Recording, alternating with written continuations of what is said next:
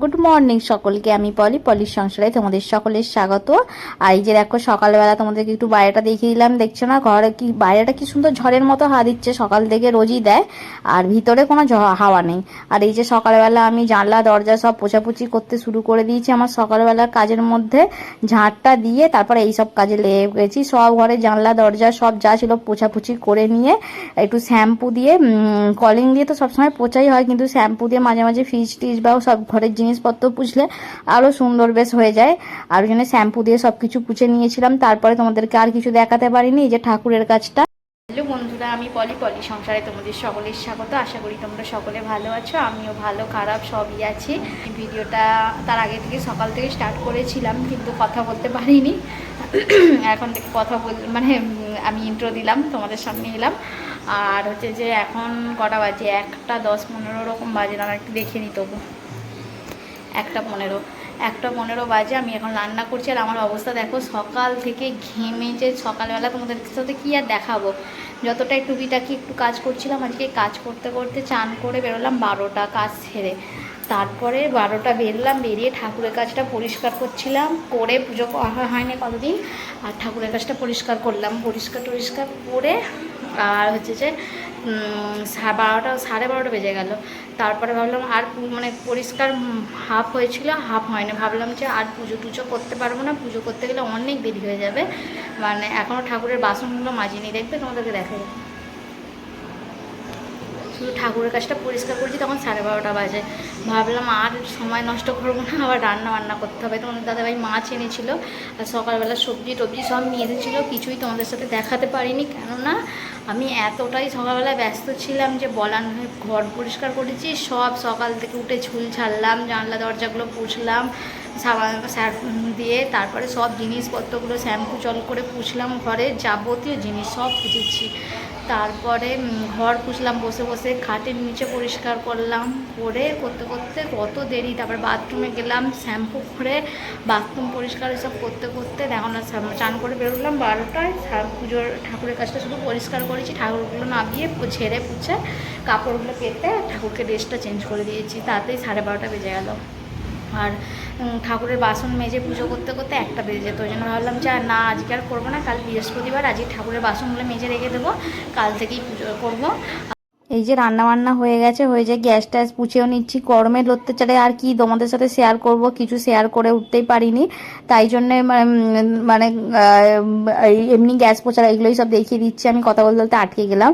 আর ওই যে হাঁড়ি কড়াগুলো ভালো করে ঘষে মেজে নিচ্ছি। আর হচ্ছে যে নতুন কসবাইট বার করেছি, ওই জন্য চেপে ঘষে নিচ্ছি, নিয়ে মেজে নিয়ে যে ধুয়ে নিলাম, নিয়ে সব কিছু পরিষ্কার করে নিয়ে।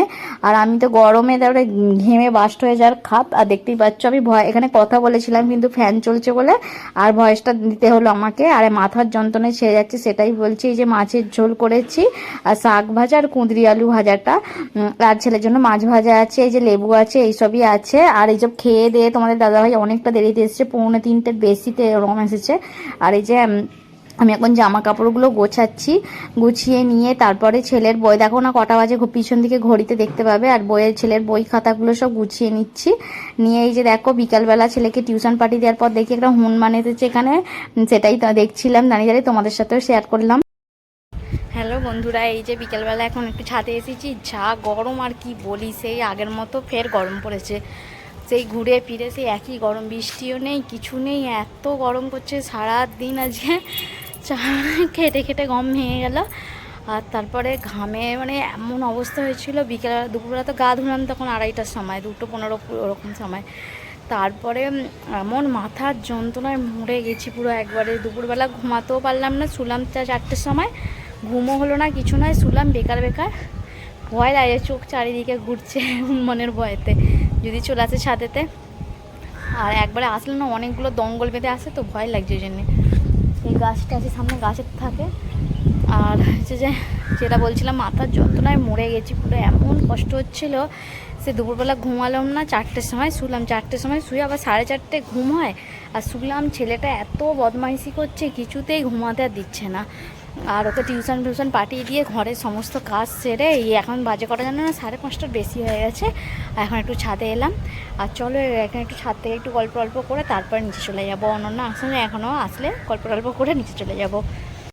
মামা অস্ত যাওয়ার সময় হয়ে এসেছে। এখানে কাকগুলো কেন চিল্লাচ্ছে দেখো, নারকেল গাছটা এক গাদাখানেক কাক বসে আছে। এই যে হাওয়া দিচ্ছে কিন্তু কিছু হাওয়া গায়ে লাগছে বলে তো মনে হচ্ছে না। এই যে অন্যা নিম পাতা পাচ্ছে আর বলা নিম পাতা পাততে যে এক কাণ্ড, ওই যে লগার যে সামনের দিকটা যে একটু এই যে বাঁধা আছে ওখানটা ভেঙে আর ওখানটা রয়ে গেছিল, তারপরে কোনো রকমে দুজনে ওটা বার করেছি। হ্যালো বন্ধুরা, এই যে দেখো আমি শুয়ে আছি, এখন মাথার যন্ত্রণায় ছেড়ে যাচ্ছে সকাল থেকে, আর পাচ্ছি না।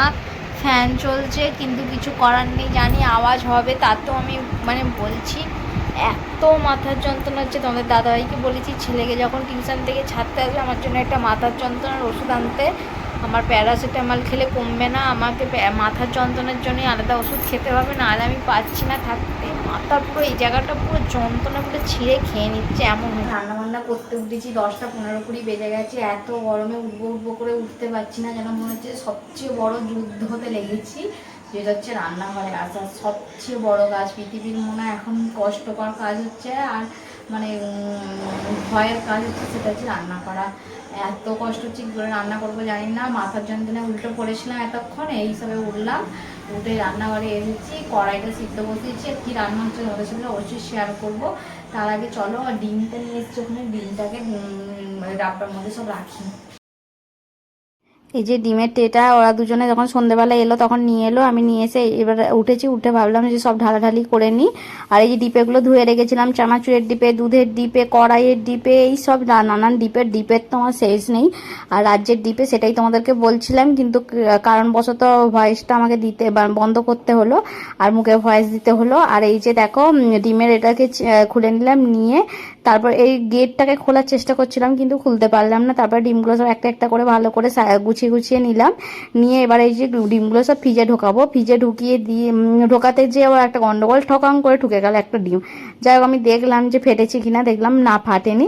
তারপরে এই যে এই দড়িটা একটু ধুয়ে রাখলাম, দড়িগুলো অনেক সময় কাজে লাগে ওই জন্য ধুয়ে রেখে দিলাম। রেখে দিয়ে তারপরে এই যে তড়কা করবো বলে তড়কার জন্য পেঁয়াজ আর টমেটোটা কেটে নিচ্ছি। আর উল্টো দিকে বসেছি ওই জন্য অন্ধকার মতো। তাছাড়া এমনিতে রান্নাঘরটা আমাদের কালো পাথরের জন্য এমনি অন্ধকারই লাগে সব সময়ের জন্যই। তারপরে আগে ভাবলাম রুটিটা করে নিই, কেন ডিম দেবো তো ওই জন্য ভাবলাম রুটিটাকে করে নিই। আর এই যে রুটিটা করে নিচ্ছি, নিয়ে এই যে ডিমটা ভুজিয়া করে নেব। নিয়ে এই যে হাত ধুতেই শেষ, হাত ধোয়া আর জামাতে হাত পোছা, এইটাই অভ্যাসটা যে আমার কী করে যে যাবে জানি না। আর করে নিয়ে দেখো ডিমটা তুলে নিলাম, নিয়ে জিরে ফোড়ন দিলাম তেলের মধ্যে, পেঁয়াজটা একটু ভেজে নিয়ে এর মধ্যে আদা রসুনের পেস্ট দিয়ে দেবো। দিয়ে এবার আদা রসুনটা ভালো করে ভেজে নিয়ে এর মধ্যে টমেটোটা দিয়ে একটু নুন দিয়ে দেবো যাতে টমেটোটা মজে যায়, সেই কারণেই। তারপরে একটুখানি এটা ভালো করে হয়ে যেতে তারপরে লঙ্কার গুঁড়ো, হলুদের গুঁড়ো দিয়ে দেবো, আর কিছু মশলা দেবো না। দিয়ে ভালো করে মশলাটা কষিয়ে নিয়ে তারপরে এই যে কড়াইগুলো ভালো দিয়ে একটুখানি কষিয়ে নিলাম, কিছুক্ষণ কষিয়েছি। কষিয়ে নিয়ে তারপরে জল দিয়ে দিয়েছিলাম, এই যে একটু ভেঙেও দিলাম কড়াইটা একটু। এই যে দেখো এত বড় ছেলে, এখানে যে ফুলটা কিনে লাগিয়ে রেখেছি, ফুলটাকে ছিঁড়ে বাইরে ফেলে দিয়ে চলে এসেছিল। এবার আমি যেই জিজ্ঞেস করেছি কি করেছি, তখন বলছে ফুলটা নাকি ছিঁড়ে গেছে। এত বড় ছেলে, এত বদমাশ হয়েছে। জিনিস কিনেছি, আগে ছোটোবেলায় কোনোদিনও করতো না। একটা জিনিস ভেঙেছে দেখো, ওই যে লাল ডাব্বাটা, ওই যে টুলসগুলো থাকে, ডাব্বার ঢাকাটাকে পিছন দিকটা ভেঙে রেখে দিল। এক্ষুনির মধ্যে এত কিছু করে ফেললো। এই যে সেকেন্ডের মধ্যে কলিং বেলটা বাবা লাগাচ্ছিল বাইরে, ওর বাবা বাইরে গেছিল, আমি রান্নাঘরে, ওই সেকেন্ডের মধ্যে শুধু করে ফেলেছে এত কিছু। এই যে এই জিনিসটা যে লাগাচ্ছি আমি, মাথা তো পুরো আমার গরম আগুন হয়ে গেছে দেখেই।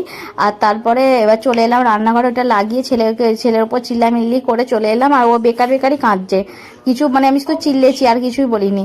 তারপরে যে ডিমটা দেখো ডিমের ভুজিয়াটা যে করে রেখেছিলাম ওইটার মধ্যে দিয়ে একটুখানি ফুটছে, তারপরে তোমাদেরকে দেখাচ্ছি। দেখো বাসন রেখে দিয়েছে, ব্যাগটা এনে এর মধ্যে কি একটা আছে, এই যে প্রেসারের ওষুধ আছে আর অমৃতঞ্জন আছে, এই দুটো ছাড়া ওর অচল, এইটা ছাড়া ঘুম হবে না, এটা নেশাখর জিনিস এইটা।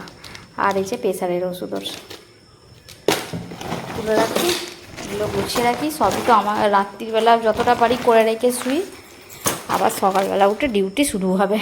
চলো খাওয়ার দাওয়া ওদেরকে দিয়ে দিই, ওদের খিদে পেয়ে গেছে ছেলেটার। যে বাসন টাসন ধুয়ে নিয়েছি। বেসিনটায় জানি না আবার প্রবলেম হচ্ছে, বেসিনে জল জমে যাচ্ছে, বেসিনের পাইপ চেঞ্জ করতে হবে।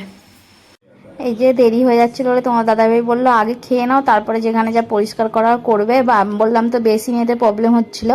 আর এই যে ওই জন্য আগে খেতে বসে গেছি। এই যে একটু নুন একটু লেবু দিয়ে দিল, দিয়ে খাচ্ছিলাম, কিন্তু হেভি সুন্দর লাগে এই তরকাটা।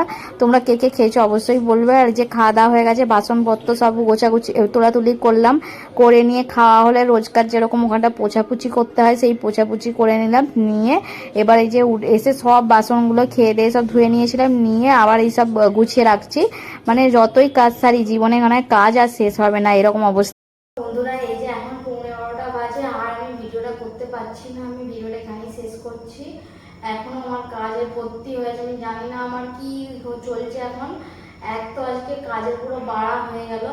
বেসিনটা জলটা আটকে গিয়েছিল, বাপরে বেসিনের পাইপটা ভিতরে দেখি পুরো চুল আটকে জমে গেছে।